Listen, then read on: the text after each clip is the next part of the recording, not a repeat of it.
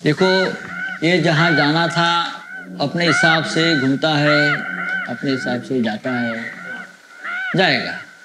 Google map उसके पास है। Correct correct address feed भी किया है वो। करेक्ट। आप ये मत भूलो, सबका सब नोटिंग है। हाँ सबका पाप का घड़ा भरने वाला है। बट सर इसमें एक फॉल्ट पॉइंट ये भी आता है ना नहीं, कोई फॉल्ट पॉइंट नहीं है।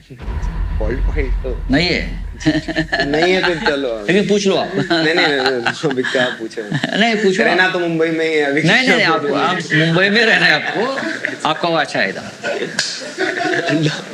लगता है मच्छर मार रहे हैं।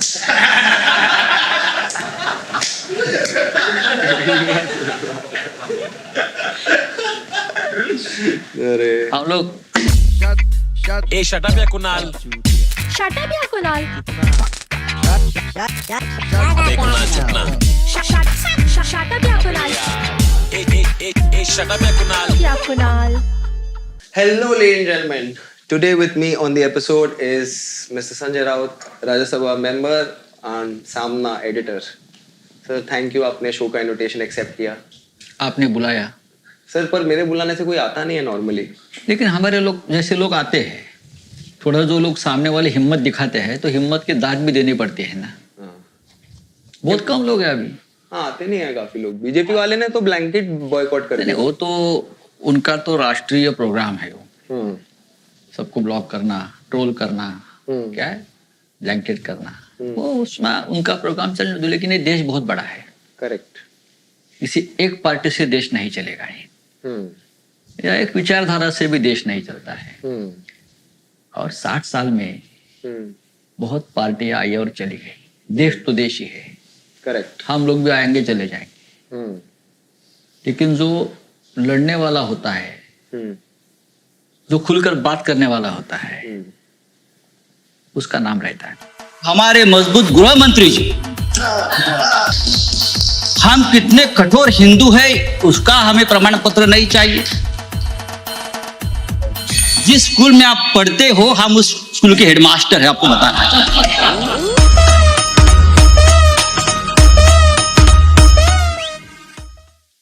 तो अभी मैं आया है तो मेरे बाद बहुत लोग आ जाएंगे, आप चिंता मत करो, डेफिनेटली आ जाएंगे। हाँ वही हमने तो बंद कर दिया था पॉडकास्ट। हमने नहीं, वो आप बंद मत करो। अगर बंद करेंगे तो बहुत लोगों का फायदा हो जाएगा। हाँ चालू ऐसा रखो। मत करो, आप चालू रखो। अगर कोई नहीं आएगा तो मैं आते जाते रहूंगा। हाँ, नहीं पर सर कमिंग बैक टू आपका पर्सनल जर्नी एक रहा है, आप उसमें बाला साहब के बारे में बात करते हैं, पर अपनी पर्सनल लाइफ के बारे में क्या है पर्सनल लाइफ, क्या होता है? नहीं नहीं वही तो पूछ रहा हूँ कुछ नहीं कि होता क्या है पर्सनल लाइफ। मैं तो नहीं मानता हूँ पर्सनल लाइफ वगैरह कोई चीज होती है। होती तो ऐसा आप क्या हो सकती है? 24 आवर्स थोड़ी जो काम करते होंगे, आप करता भी हूँ टाइम लेते हो ना। नहीं, टाइम तो लेता हूँ मैं पहले से। ऐसा नहीं, देखो मैं, ऐसा है कि मैं बहुत ही कम उम्र में मैं सामना का एडिटर बन गया, तो मेरा लाइफ ही खत्म हो गया पर्सनल।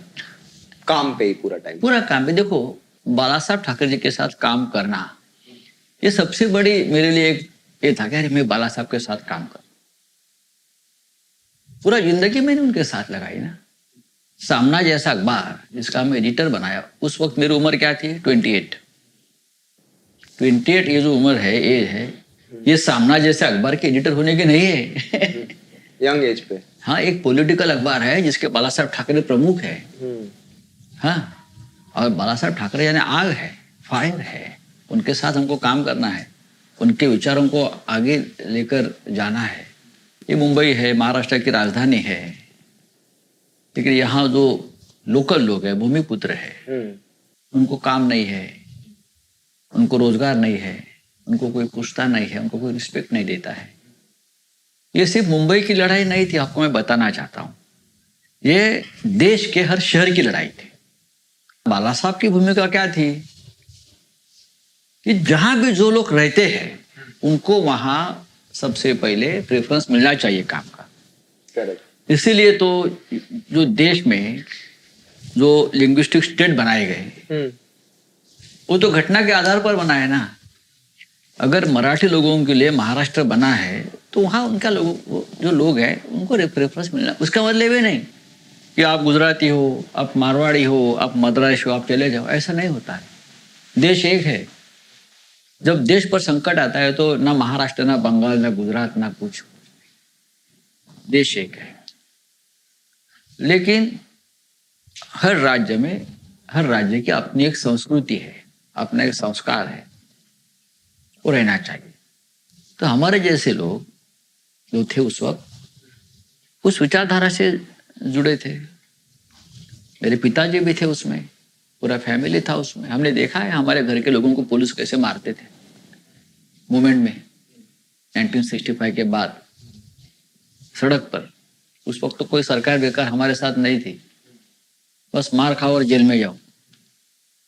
कितने लोग मारे गए, कितने लोगों का खून मैंने देखा है। तो ये तो अंदर है ना, और होना भी चाहिए। अपनी जो आइडियोलॉजी है, अपना जो विचार है, उसके लिए आप मरने के लिए तैयार होना चाहिए। नहीं तो सीमा पर जाकर जवान न लड़ेगा न मरेगा, मरना चाहिए।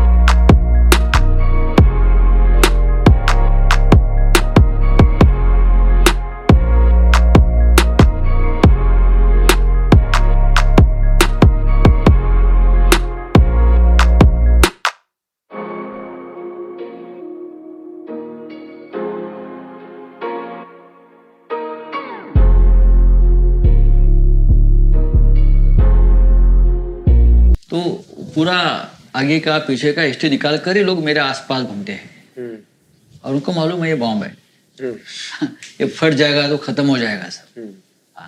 बाला साहब ठाकरे जी के साथ बहुत क्लोजली जो लोगों ने काम किया है उसमें मैं एक हूँ। 30 साल से उनके साथ बहुत क्लोजली काम किया। एडिटर बाला साहब चीफ एडिटर थे, आई एम एग्जीक्यूटिव एडिटर सामना।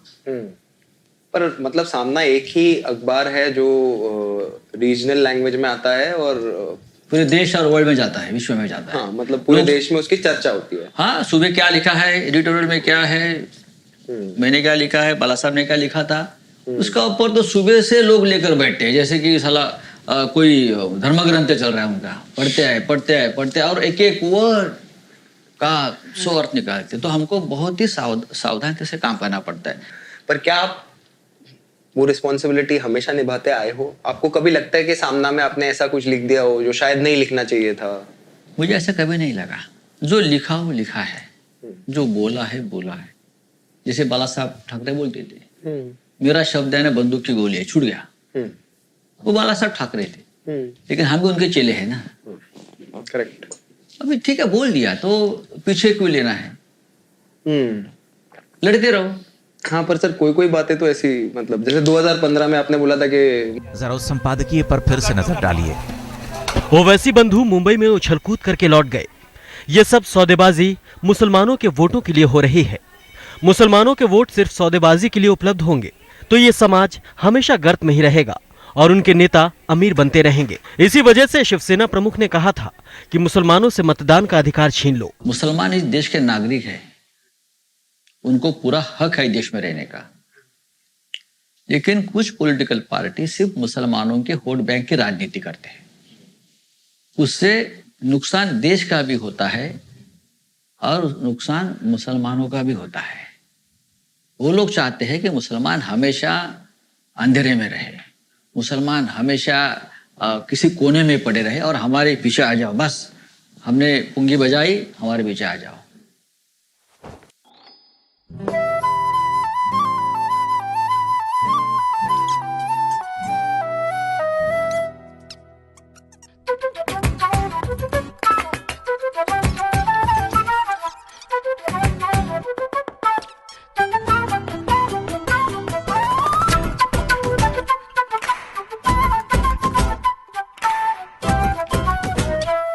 बाला साहब ने कहा था जिस दिन ये वोट बैंक की राजनीति बंद हो जाएगी ना, तभी देश आगे जाएगा।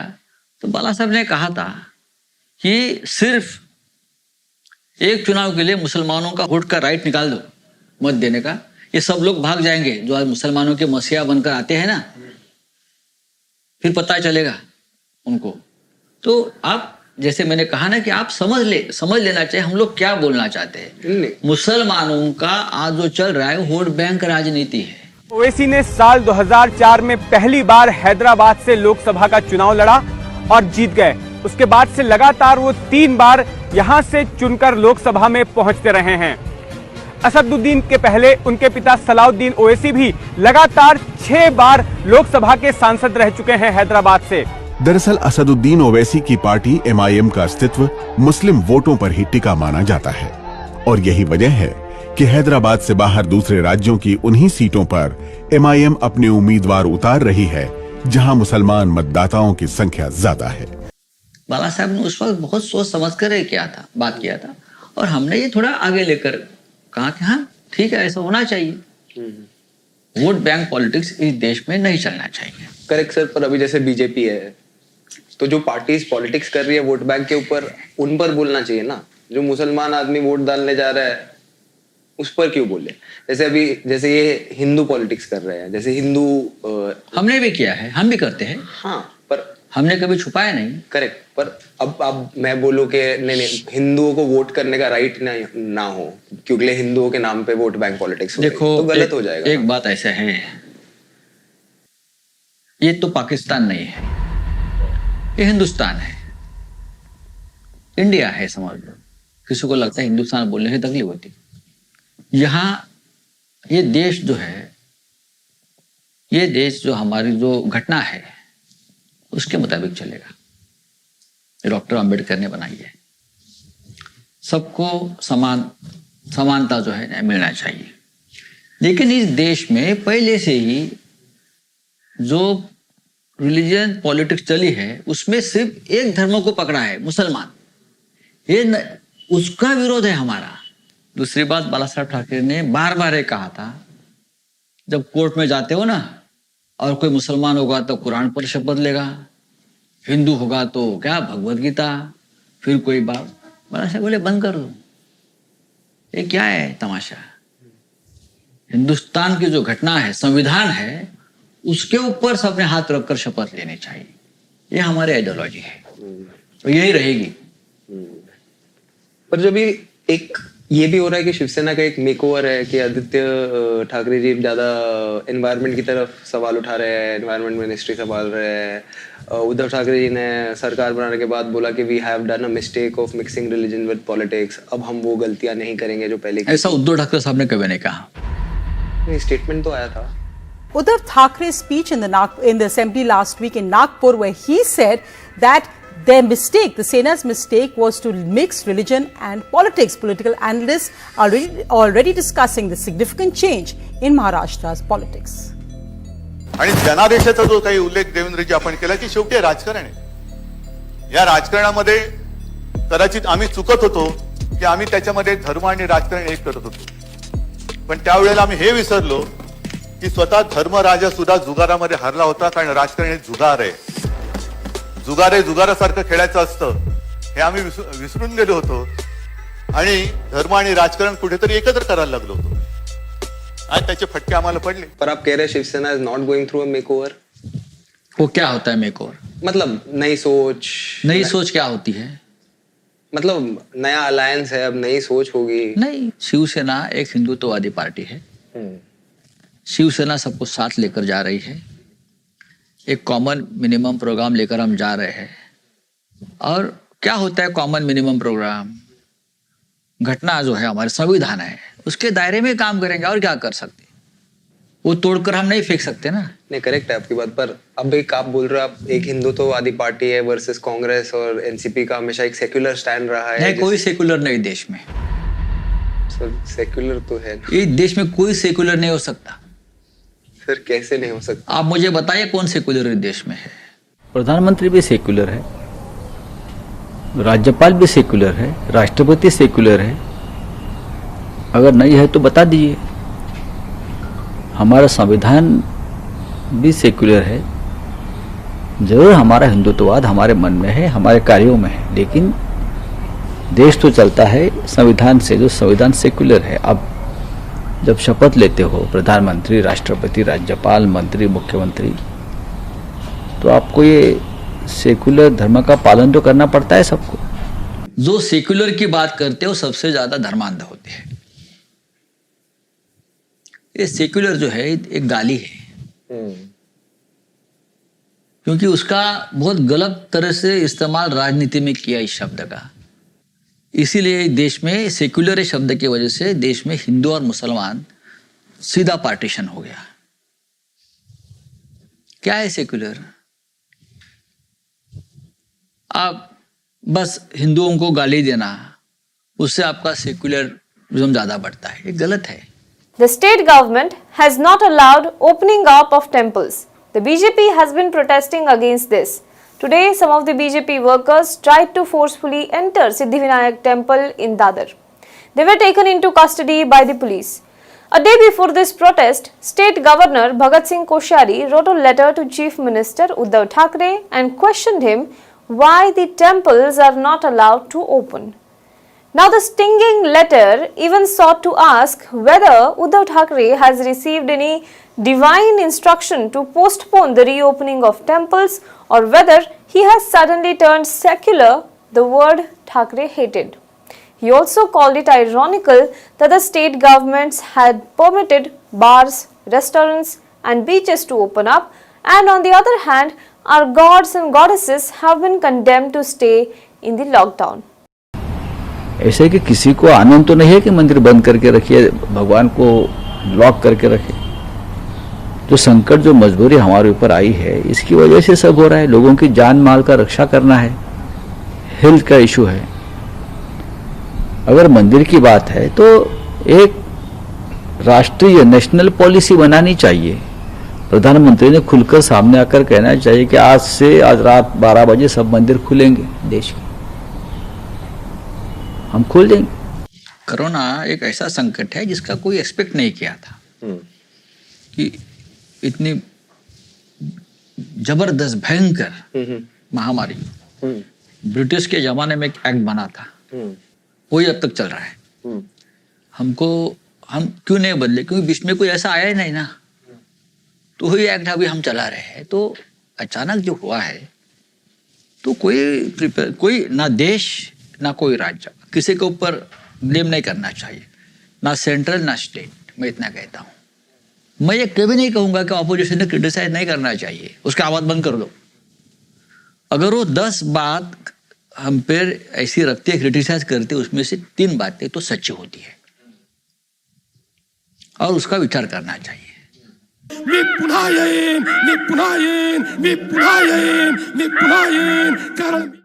सोनिया जी 22 पार्टियों की मीटिंग बुलाए, उसमें हमारे लोग भी शामिल हो जाए, यहाँ की सारी पार्टियां शामिल हो जाए। वो क्या है? वो क्या प्रवचन है क्या? वो क्या आशीर्वचन है क्या? वो पॉलिटिक्स नहीं है। मतलब वो करेंगे तो पॉलिटिक्स, वो करेंगे तो आशीर्वचन, और हम करेंगे तो पॉलिटिक्स। ऐसा थोड़ी होता है। पॉलिटिक्स की बात इसलिए उठाई जा रही है क्योंकि कंपैरिजन भी मैंने किया गुजरात और महाराष्ट्र का। एक तो वहां पे मोर्टेलिटी रेट है, दूसरी बात पॉजिटिविटी है, और तीसरी बात आपने जहां तक अहमदाबाद की बात की है, सूरत से भी कई सारी ऐसी पिक्चर्स आई हैं जहां पर मजदूर सड़कों पर दिखे हैं, राइटिंग हुई है, कम से कम 3 या 4 बार मजदूर बाहर निकल गए हैं, पत्थरबाजी की है। तो फिर सिर्फ महाराष्ट्र बचाओ क्यों?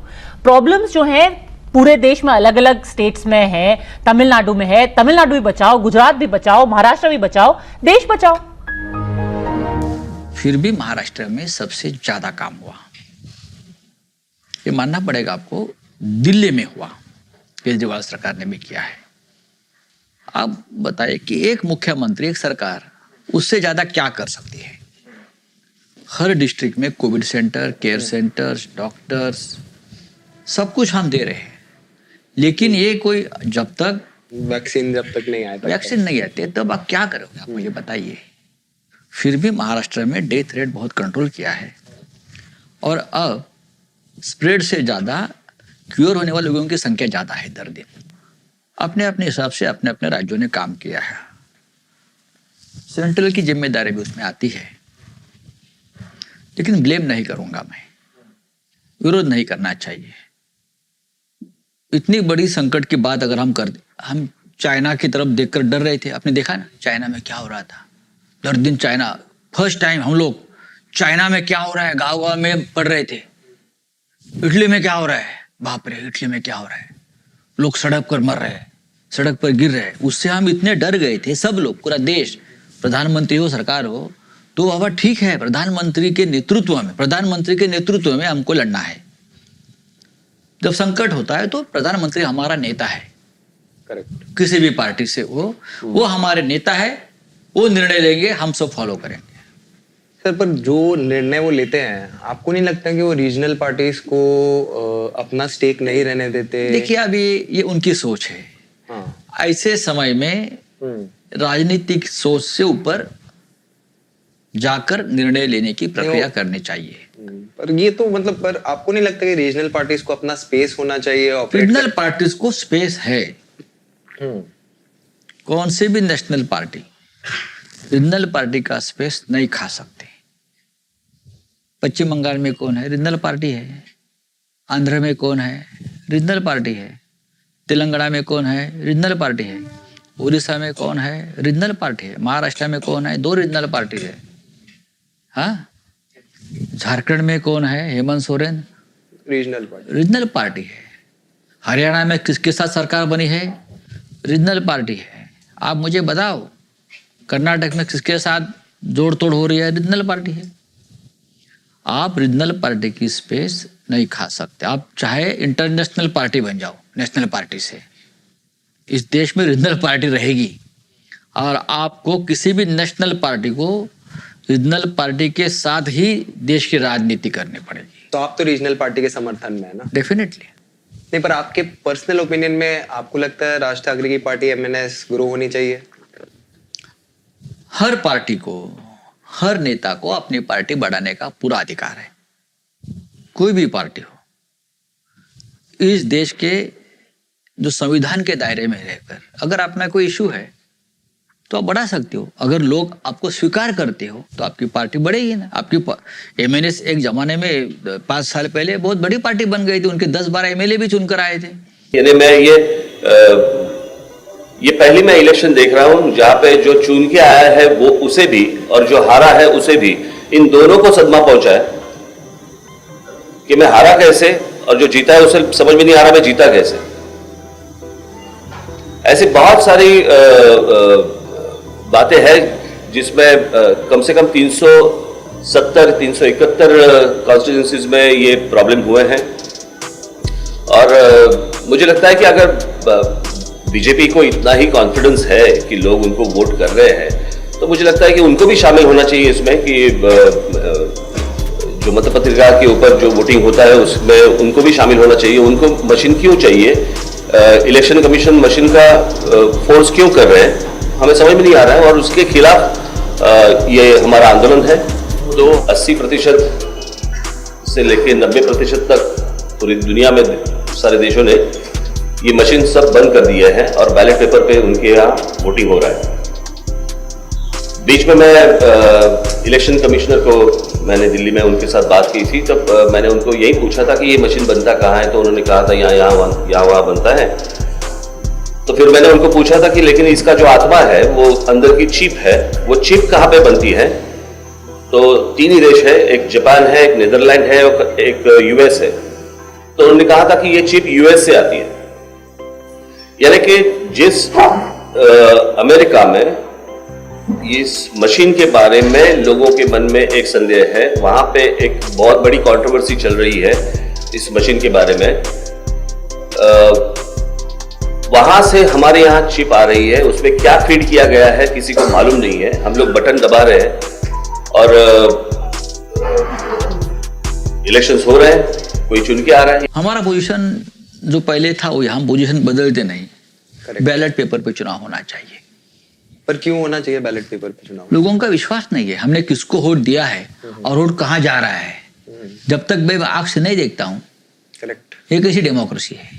करेक्ट। तो ईवीएम नहीं होना चाहिए, बैलेट पेपर आना चाहिए। पता है ना आप सबको नहीं पता है, कहाँ पता है कि अब ईवीएम का मतलब इलेक्ट्रॉनिक वोटिंग मशीन नहीं, बल्कि इसका मतलब हो चुका है एवरी वोट मोदी। सर पर ये जो आपका अब जो अलायंस है महाराष्ट्र में, इसको इतना टाइम क्यों लग गया? आप तो 2014 से लेके 2019 तक भी बीजेपी के साथ आप खुश तो नहीं थे। पहले 2 साल ठीक था, पर उसके बाद आप समझ गए कि ये तो कुछ करने। नोटबंदी का आपने क्रिटिसिज्म कर दिया था 12वें दिन पे। देखो, नोटबंदी का क्रिटिसिज्म या विरोध सबसे पहले हमने किया। हाँ, और किसी ने नहीं किया। सबसे पहले 30 दिसंबर तक मुझे मौका दीजिए मेरे भाई। अगर 30 दिसंबर के बाद कोई मेरी कमी रह जाए, कोई मेरी गलती निकल जाए, कोई मेरा गलत इरादा निकल जाए, आप जिस चौराहे में मुझे खड़ा करेंगे, मैं खड़ा होकर के देश जो सजा करेगा वो सजा भुगतने के लिए तैयार हूं। सच बोलना और हिम्मत से बोलना ये बहुत बड़ी कला है। हिम्मत से बात करना ये बहुत बड़ी कला, मैं कला मानता हूँ उसको। आप बोलो। पर सर यही है ना कि आपने बोला, पर आप एनडीए में रहे, फिर आपकी असेंबली में सीट्स जो भी आपके प्रोमिसेस थे वो बीजेपी ने नहीं निभाए। पोस्ट पोल अलायंस आपने तोड़ के अभी एनसीपी और कांग्रेस के साथ आप गए, जिनके तो क्या हो गया? नहीं, कुछ हुआ नहीं, बट कुछ नहीं होता है। पर सर वोटर तो कंफ्यूज हो जाएगा ना। कुछ नहीं, वोटर कंफ्यूज नहीं होता है। सर कैसे नहीं होगा? वो तो क्यों? बीजेपी शिवसेना का अलायंस पे वोट लेके देखो, पॉलिटिक्स है, राजनीति में कोई एक साधु संतों का खेल नहीं है। हम लोग यहाँ तपस्या करने नहीं आए। तपस्या होती है, अलग तरह की होती है। तपस्या के बिना राजनीति में सफलता नहीं मिलती। करेक्ट। क्या अब तक जो लोग सफल हो गए उनकी तपस्या है। मोदी जी की भी तपस्या है। एक प्रचारक के नाते काम शुरू किया, आप देश के प्रधानमंत्री बन गए। इसमें बड़ा दुष्पैन है, उसमें उनका भी कष्ट है। अपनी अपनी तपस्या अपने अपने ढंग से होती है। तो ये साधु संतों का खेल नहीं है। राजनीति में आपको बताता हूं, जब शिवसेना की स्थापना हो गई तब बाला साहब ठाकरे ने ऐलान किया था, हमारे साहब ने, कि हम राजनीति नहीं करेंगे, हम चुनाव नहीं लड़ेंगे। शिवसेना एक मूवमेंट है, आंदोलन हम करते रहेंगे।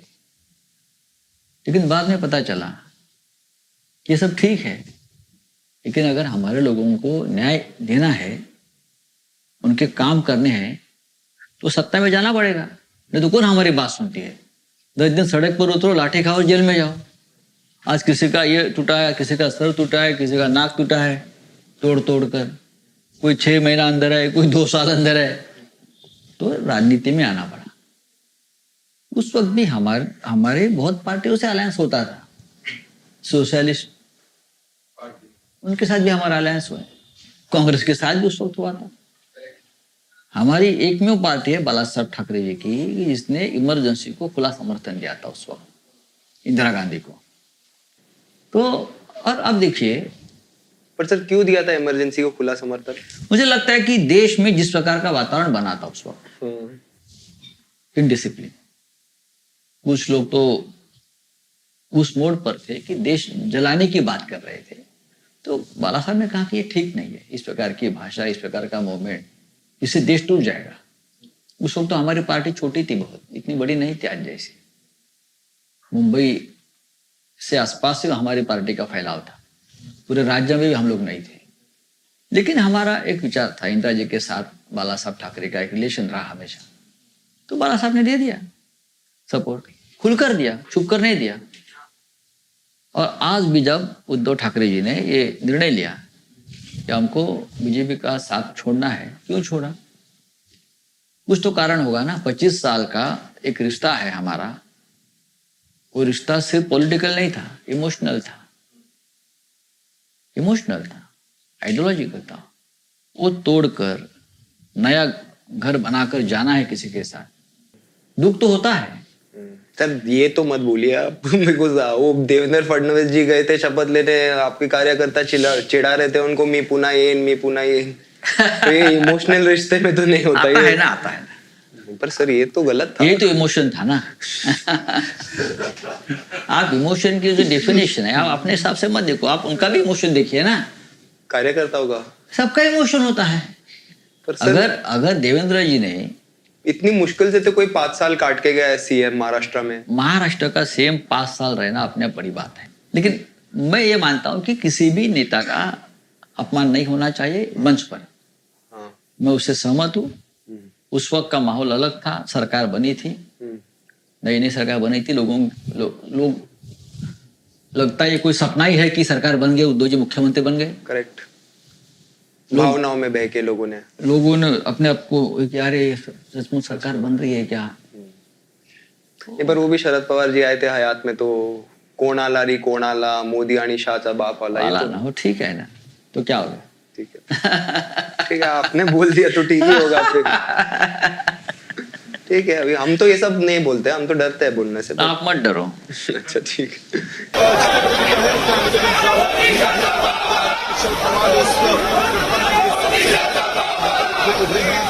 मी पुन्हा येईन, मी पुन्हा येईन, मी पुन्हा येईन, मी पुन्हा येईन.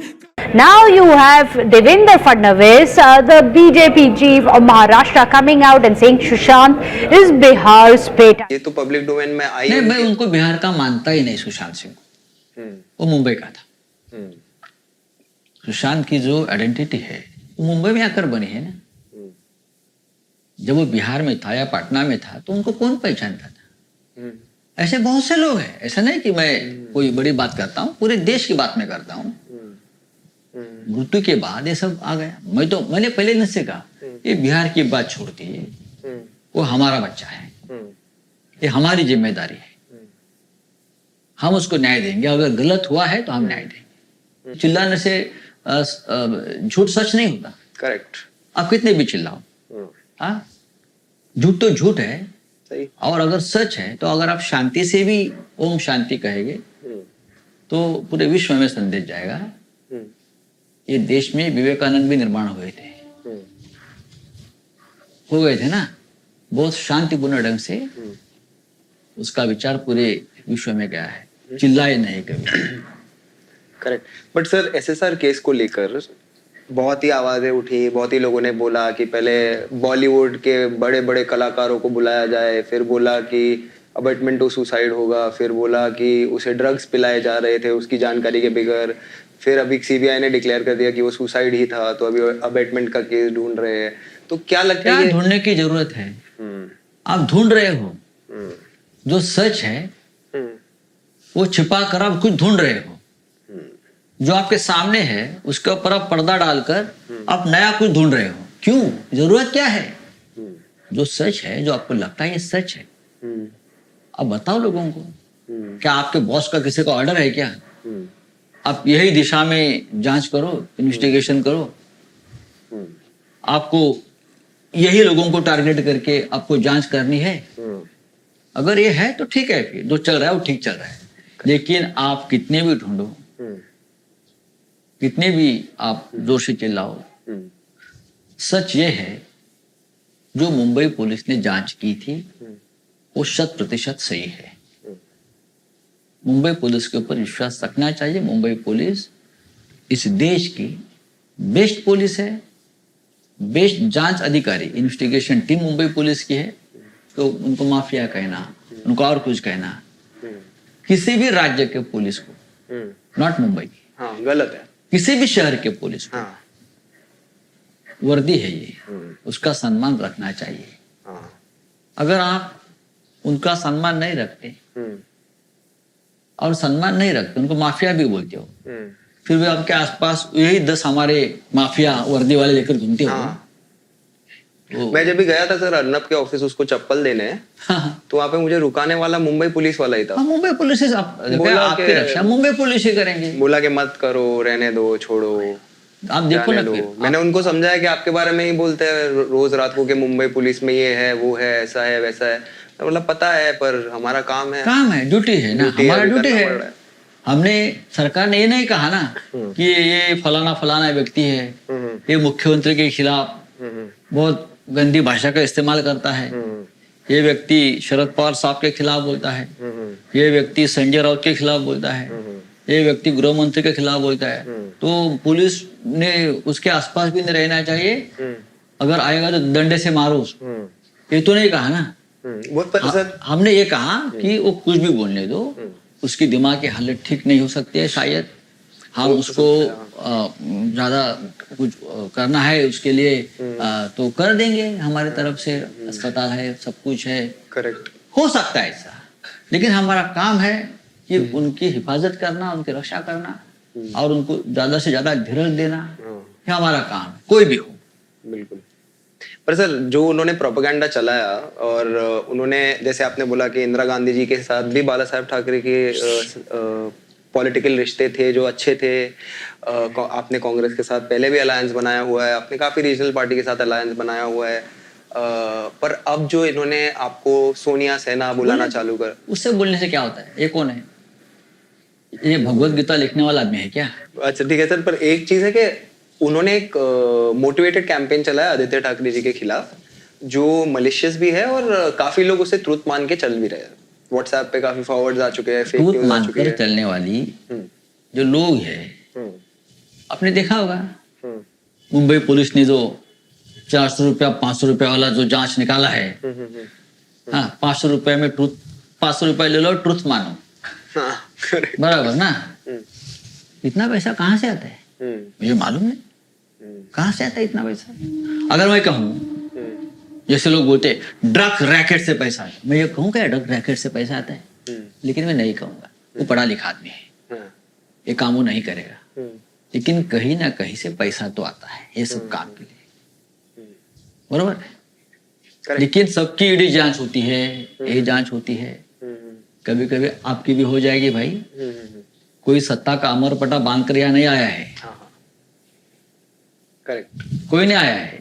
इस देश में बड़े बड़े सिकंदर आए और गए, ब्रिटिश भी चले गए, सब लोग आते हैं चले जाते हैं, हिसाब सबको देना पड़ता है। जैसे आप बहुत भव्य और दिव्य दिख रहे हैं और वैसे आपका स्टूडियो भी एक इंटरनेशनल क्वालिटी का है। अर्नब पर इंटीरियर डिजाइनर को आत्महत्या के लिए उकसाने का आरोप है। मुंबई की रायगढ़ पुलिस ने बुधवार को रिपब्लिक टीवी के editor in chief Arnab Goswami को गिरफ्तार कर लिया। ये गिरफ्तारी 2 साल पहले साल 2018 में एक इंटीरियर डिजाइनर की आत्महत्या से जुड़े मामले में की गई। इसी साल मई में महाराष्ट्र सरकार की तरफ से इस केस की सीआईडी जांच के आदेश दिए गए थे। In this suicide note, they name 3 people. One is Arnab Goswami, who they claim owes them 83 lakh of rupees. Second is Firoz Sheikh, who they claim owes them 400 lakh of rupees. And third is Nitish Sharda, who they claim owes them 55 lakh of rupees. मैं पहले Maharashtra police से कि really उनको thanks बोलना चाहती हूँ कि आज ये दिन मैंने बहुत पेशेंस रखा है, श्रद्धा और सबूरी। आज इतने दिन के बाद ये दिन मेरे जीवन में आया, मैं उनकी रियली आभारी हूँ। ये करने से मेरे पति और मेरे सास वापस नहीं आएंगे, फिर भी वो मेरे लिए अभी भी जीवित है।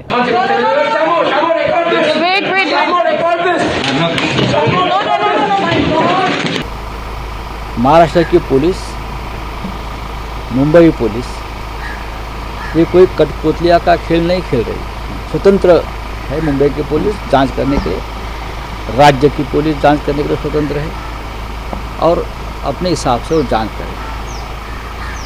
मैं विश्वास दिलाना चाहता हूँ किसी के ऊपर भी अन्याय नहीं होगा और सत्य का पराभव नहीं होगा। The Bombay High Court has refused relief for Arnab Goswami. That means his bail application, if I understand correctly, has been refused, which means that he will have to stay behind bars for longer. मैं supreme court से request कर रहा हूँ, आज मैं supreme court से request कर रहा हूँ, मुझे प्लीज बेल दीजिए। सुप्रीम कोर्ट से रिक्वेस्ट कर रहा हूँ, मुझे प्लीज बेल दीजिए। तथास्तु।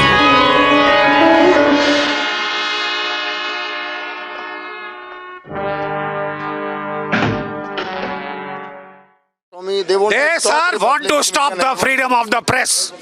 They don't want to be criticized. You, sir, are not above criticism. आप अगर प्रजातंत्र में हैं, आप अगर लोगों से वोट लेना चाहते हैं, you have to सुनना पड़ेगा। सर पर ये जैसे एक जब मैं रिसर्च कर रहा था इसके बारे में तो बहुत ही इन डेप्थ थोड़ा घुसा तो समझ में आया कि बाल ठाकरे साहब के जो पिताजी थे, नाम सही ले रहा हूँ, प्रबोधनकार, हाँ प्रबोधनकार ठाकरे जी, हाँ। उनके बारे में बहुत कम लिटरेचर है बाहर। प्रबोधनकार जो है उनका नाम नहीं था, उनका नाम था केशव सीताराम ठाकरे। नहीं, पर प्रबोधनकार मीन्स ऐसा है कि प्रबोधन नाम का उनका एक अखबार था, एनलाइटेंड वन। हाँ, प्रबोधन का मतलब है सोशल रिफॉर्म्स। हाँ। वो बहुत बड़े सोशल रिफॉर्मर थे। हाँ, जैसे महात्मा फुले, शाहू महाराज, डॉक्टर आम्बेडकर, वैसे प्रबोधनकार ठाकरे सोशल रिफॉर्म की मूवमेंट में उनका बहुत बड़ा योगदान रहा। जैसे जो अंडर एज लड़कियों की शादी है, हाँ, या बहुत अंधश्रद्धा है, ये जंतर मंतर वाले लोग, जादू टोना वाले लोग, हाँ, उनके खिलाफ एक बहुत बड़ी मूवमेंट है। ब्राह्मणिज्म के काफी खिलाफ थे। बहुत। तो वो तो शिखर पुरुष थे सोशल रिफॉर्म में, बहुत उनको इस राज्य में रिस्पेक्ट था। उनका नाम तो उस लाइन में आता है, बोला ना कि फुले, अंबेडकर, शाहू, उनके साथ काम किया है इस महान व्यक्ति ने। तो बाला साहब ठाकरे के ऊपर, साहब के ऊपर उनका प्रभाव हमेशा रहा। पर बात बहुत कम की उन्होंने अपने पिताजी के बारे में। नहीं, ज्यादा बात करते थे वो। जब भी हम लोग बैठे थे बर सभा में बोलते थे, मेरे बाप ने मुझे ये सिखाया है, मैं मेरे बाप को फॉलो करता हूँ, पिताजी को फॉलो करता हूँ। ये जो शिवसेना बनाई है ना, बनी, वो प्रेरणा प्रबोधनकार ठाकरे के ही थे ना, कि अपना एक संगठन होना चाहिए मराठी लोगों का। नाम भी शिवसेना एक प्रबोधनकार ठाकरे जी ने दिया है।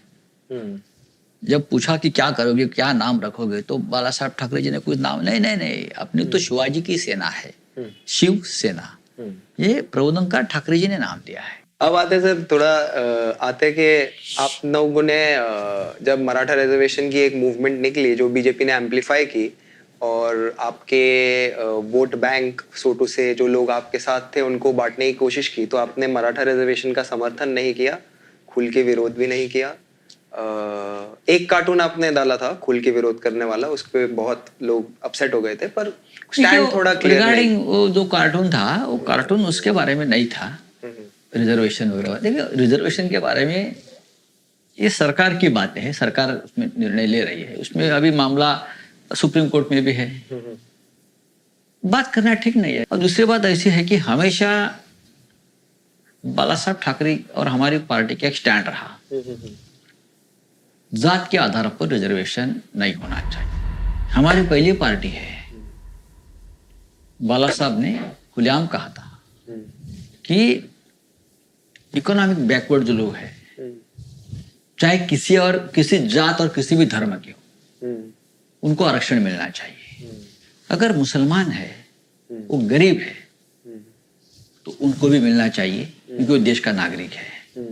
अगर मराठा है, जो सदन लोग हैं, ज्यादा महाराष्ट्र में थे, अभी नहीं है क्योंकि किसानी खत्म हो गई, उसमें से कोई गरीब है, वो पढ़ नहीं सकता है, उसको नौकरी नहीं मिलती है, तो उसको आरक्षण मिलना चाहिए। और दलितों में जो सालों साल से आरक्षण लेकर ऊपर तक गए, वो कभी न कभी उसने अपना आरक्षण छोड़ना चाहिए। देखिए, आर्थिक रूप से आरक्षण का कोई लेना देना नहीं है। अगर आपको बेरोजगारी, जहां तक हम मानते हैं, बेरोजगारी हर जात में, हर कास्ट में, हर रिलीजन में, देश भर में भारी बेरोजगारी है और गरीबी है। लेकिन आप आरक्षण दे दीजिएगा और गरीबी मिट जाएगी। और आरक्षण जिस सोच के साथ लाया गया था गरीबी दूर करने के लिए, ये बात नहीं है। आरक्षण जो पहले से, जो सदियों से जो वर्ण व्यवस्था कायम थी, जो भेदभाव था, छुआछूत था, जहां तक भागीदारी की बात थी, सम्मान की बात थी, उसके लिए प्रावधान किया गया था। और जहां तक आर्थिक रूप से अगर आपको करना है, तो जातीय जनगणना हुई है, शैक्षणिक तौर पे, आर्थिक तौर पर आप जनगणना का बेस बनाइए। आप बताइए कि 51% मजदूर जो है कौन जात के हैं, आप बताइए भूमिहीन कौन से जात के हैं, भीख मांगने वाले मंदिर मस्जिद के बाहर वो कौन से जात के हैं, तो ये तो बताना पड़ेगा ना। तो ये आप देखिए संविधान में क्या प्रोविजन है, मेरे ख्याल से ये संविधान में प्रोविजन में नहीं दिया गया कि जिस हिसाब से इन लोगों ने जो 10% दिया है, आगे ये क्या करेंगे नहीं करेंगे तो बात की बात। लेकिन मेरा मानना ये है कि अगर आप 10%, 15% वाले आबादी को 10% आरक्षित करते हो, तो जो 85% वाले हैं उनको आप 90% करोगे कि नहीं करोगे? तो आप 90% कर दीजिए। मेरे जनता कमाया छोटे समझ में आया क्या? यहाँ पर तो मतलब हमारा आइडियोलॉजिकल डिफरेंस है, बिकॉज आप मान रहे हो कि गरीब एक जाति है, मैं मान रहा हूँ कि जातियों में गरीबी है। यहाँ जात नहीं होती, ये जो है ना भूखा पेट होते हैं, भूखे पेट को जात नहीं होती, ना धर्म होता है। बट सर जातिवाद तो है ना सोसाइटी में, जातिवाद जाए तो उसके साथ आरक्षण भी जाए ना। जब तक जातिवाद है, जातिवाद अभी कौन खत्म करेगा? हम चाहते हैं खत्म हो, पर जातिवाद तो है। जैसे हमने कहा ना कि सरकारी फॉर्म में जात लिखना बंद, सरनेम लिखना बंद कर दीजिए। पर सर वो तो सोल्यूशन नहीं हुआ ना, बिकॉज जात के आधार पे लोगों को जज किया जाता है, शादियां होती है। तो अगर आप बोल रहे हो कि आइडेंटिटी ड्रॉप करे तो वो तो जो लेकिन नहीं होगा हमारे देश में ये। बट ठीक है, उस पे मतलब हमारे वैचारिक मतभेद है तो उसे तो रहने ही देते। होने भी चाहिए थोड़े बहुत, तो राजनीति चलेगी ना, मतभेद नहीं होगी तो कैसा चलेगा? पूरा प्रोपेगेंडा लगेगा फिर। बट सर जब ये पूरा हुआ, जो आपने इलीगल कंस्ट्रक्शन कंगना रनावत की गिराई, मतलब उसका खुल के समर्थन हमने नहीं गिराई, बीएमसी ने गिराई। बीएमसी ने गिराई, ये मेरे पास नहीं है, बीएमसी के पास है। नहीं, पर आपने लिखा ना यहाँ पे वो उखाड़ दिया। हाँ तो क्या हो गया? नहीं, बीएमसी ने उखाड़ दिया ना। नहीं, इस पे आपको ऑटोग्राफ लेके फ्रेम करूंगा मैं। आप कर लीजिए, उखाड़ दिया इसलिए है, देखो ये सामना है, सामना की अपनी स्टाइल है। करेक्ट। हेडलाइन, एडिट, आर्टिकल जो हम लिखते हैं सब में, अब इसलिए लोग पढ़ते हैं, सोचते हैं। अब ऐसा है कि वो जो लेडी है, क्या उसका नाम? कंगना, एक्ट्रेस है ना वो? हाँ, वो एक्ट्रेस है। तो वो कहाँ से बोल रही थी कि मैं आ रही हूँ और जो उखाड़ना उखाड़ दो। ऐसा है कि एक लेडी का सम्मान रखना चाहिए। करेक्ट, बराबर, महिला का सम्मान रखना चाहिए, तो उखाड़ दिया। उसकी इच्छा थी, उसके इच्छा के अनुसार बीएमसी ने बुलडोजर चलाए, करेक्ट, उखाड़ दिया। तो जो हुआ उसका रिपोर्टिंग सामना में हुआ, उखाड़ दिया। झूठ तो नहीं है ना, तो ठीक है। आपको क्यों दुख हो रहा है? नहीं, मुझे तो दुख नहीं हो रहा है। मैं रिवाइंड फॉरवर्ड करके वीडियो बहुत बार देखा। ठीक है, कर लो आप। दुख नहीं हुआ मेरे को, तो देखते रहो आप। मेरे को अच्छा लगा, अच्छा किया। और ये जो क्या बोलता है उसको, जेसीबी, उसको पद्मश्री मिलने वाला है। हाँ। और नहीं सकता। करेक्ट। इलीगल काम के लिए चीजों की बहुत जरूरी होती है।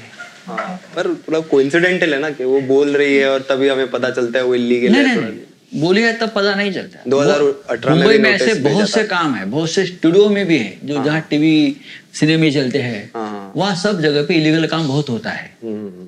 देखो एक कहावत है, एक सिनेमा आया था वक्त, राजकुमार, क्या है वो, शीशे के घर में रहने वाली दूसरे पर पत्थर नहीं फेंका करती, जानी?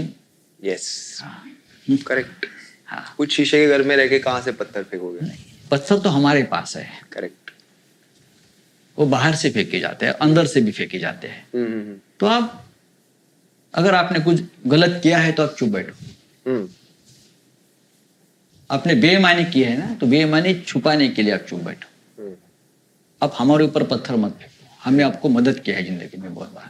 सर अभी लास्ट एक सवाल आपसे, 2 सवाल है लास्ट। एक तो वो सुबह की शपथ शाम का धोखा, जो इंसिडेंट हो गया था कि अजीत दादा शपथ लेने गए थे, फिर शाम को प्लान चेंज हो गया, तो ये प्लान था क्या, या आप लोग ने जानबूझ के किया था? देखो क्या है कि एक हमारे बचपन में कहानी थी। वो कहानी क्या थी, वो क्या, हाथी।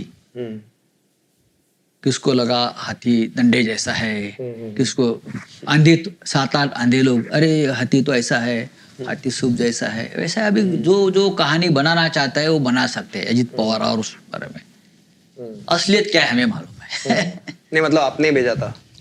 ऐसा मैं कैसे बोल सकता हूँ? नहीं सर, लग तो रहा है। हाँ, अगर आपको लगता है तो लगने दो। ठीक है। आपकी भी एक दिन लग जाएगी फिर।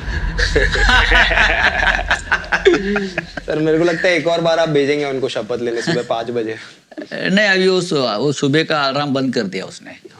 घड़ी भी चेंज की अभी। आप बीच में मिले उनसे 2 घंटा, क्या बातें हुई? किसको? देवेंद्र फडणवीस जी को। मेरे दोस्त है वो। दोस्त है वो। देखो पॉलिटिक्स में कोई दुश्मन नहीं होता है, आइडियोलॉजिकल मतभेद हो सकते हैं। करेक्ट। और महाराष्ट्र एक ऐसा राज्य है जहां हम हमेशा एक दूसरे के साथ अच्छे रिश्ते रखे। शरद पवार साहब हमारे खिलाफ थे बहुत राजनीति में, फिर भी मैं जाकर उनसे मिलता था, तब बोलते थे अरे ये शरद पवार साहब को मिलते हैं। मिलना चाहिए, समझना चाहिए। इतने साल अगर कोई राजनीति करता है, पॉलिटिक्स करता है या किसानों की राजनीति करता है, तो समझना चाहिए सबके साथ। जब भी मौका मिलता हो तो मैं सभी पॉलिटिकल लोगों से जाकर उनकी बात समझ लेता हूँ। देवेंद्र फडणवीस के हमारे दुश्मन है, महाराष्ट्र के मुख्यमंत्री है, हमने उनके साथ काम किया है 5 साल। लीडर ऑफ अपोजिशन है, अभी बीजेपी के बड़े नेता है। मैं उनका तो राष्ट्रीय स्तर पर उनका भविष्य देखना चाहता हूं मैं कि यंग लीडर है, राष्ट्रीय स्तर पर काम कर सकते हैं, करने दो। हम हमारी राजनीति करेंगे, वो उनकी राजनीति करेंगे। विरोध तो होता रहेगा ना, लेकिन विरोध का मतलब तलवारें निकाल कर लड़ना नहीं है। तो मुझे लगा कि उनसे बातचीत होनी चाहिए, और मैं एक पत्रकार हूँ, संपादक, मुझे लगा एक उनका इंटरव्यू भी कर देंगे इन फ्यूचर। अच्छा, आप करेंगे उनके साथ इंटरव्यू? क्यों नहीं करेंगे? तो मेरे शो पे के लिए भी कन्विंस करना ना उनको। आ जाएंगे। इतनी तो मेरी बात लोग मानते हैं। आप बोलेंगे तो मोदी जी भी आ जाएंगे, ऐसा लग रहा है। ए शट अप या कुणाल, शट अप या कुणाल, अबे कुणाल चुपना, शट अप या कुणाल, ए शट अप या कुणाल। सर लास्ट में आपसे जो मेरा फेवरेट सामना आर्टिकल था, ये उखाड़ दिया, उस पे मैं आपका साइन लेके मेरे घर पे फ्रेम करना चाहता हूँ। आप फ्रेम कर लीजिए, और उससे भी बड़ा फ्रेम कर लीजिए। ये बहुत ही हिस्टोरिक हेडिंग था मेरा। हाँ हाँ, प्लीज प्लीज सर। और मुझे ये हेडिंग देने का जिसने मौका दिया है, आप उसके भी साइन लीजिए। हाँ हाँ, नहीं वो तो नहीं मिलेगी हमें, बट नहीं मिलेगी, वो मिलेगी।